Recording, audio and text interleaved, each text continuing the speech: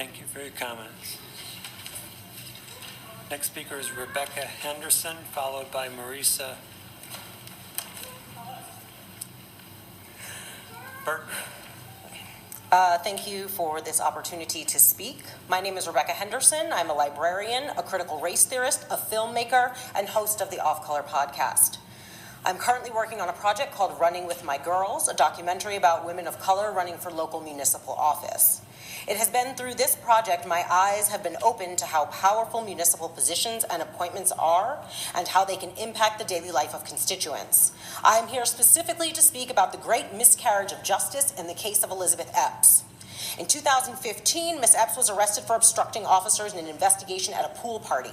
I've seen the video of the incident multiple times. The officers were clearly ruffled by the fact that Ms. Epps is a strong Black woman who knows the law and knows her rights.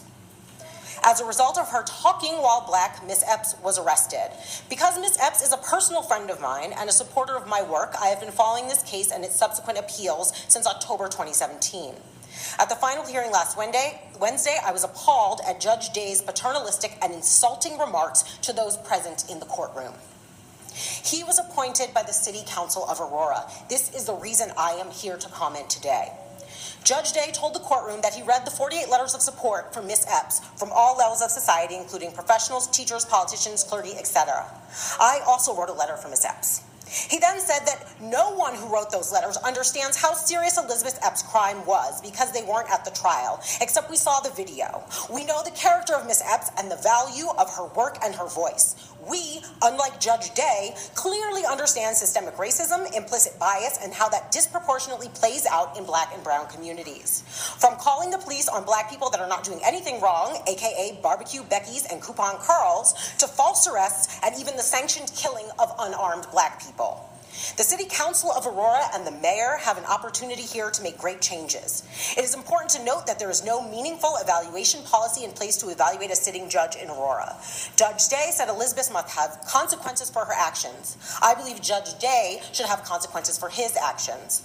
I believe the people of Aurora should know the power that the City Council of Colorado can intervene. I believe in municipal independence, but we must be able to address problematic judges who call themselves reformers when they can't even see the terrible damage they are doing to our communities. I request that you read the court transcript from Ms. Epps' final sentencing so you can hear for yourselves how